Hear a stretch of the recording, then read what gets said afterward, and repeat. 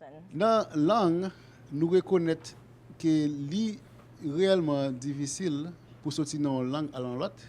Well, in general, we know that it's quite difficult to go from one language to another. Par exemple, si nous prenons quelques expressions anglaises et puis vous mettez en créole, For example, if we take some idioms in English and I want to translate it in Creole, c'est vraiment difficile pour nous traduire.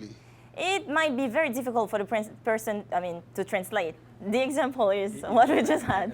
Donc, même genre, tout, si vous prenez deux créoles là, tout, vous l'anglais, c'est difficile même genre. The same thing, if we go from Creole to English, it's going to be as difficult.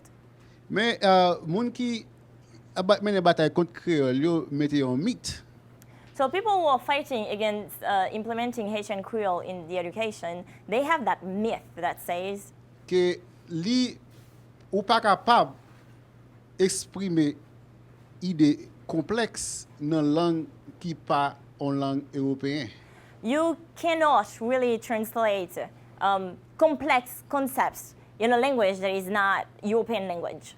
Et puis il y a un peu mal tout. C'est langue européenne qui coloniale yo. And the worst is that you're thinking about European language that are heritage from colonization. Mais nous connaissons. But Nous we also parlons know de traduction.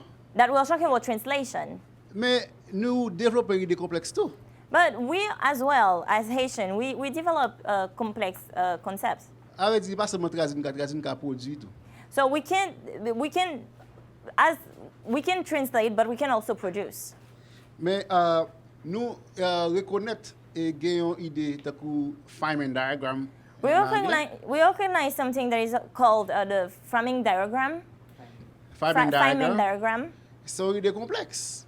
It's a complex idea. Mais comme ça tout nous gagnons Haïti yo bagay que nous le VV.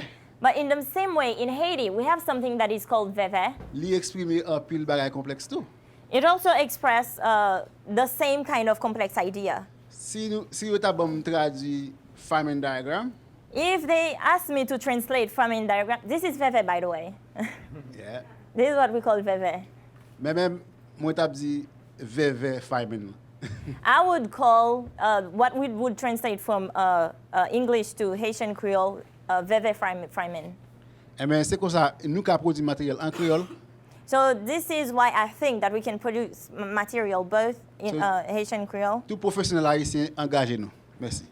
And teachers are going to work together to make that happen.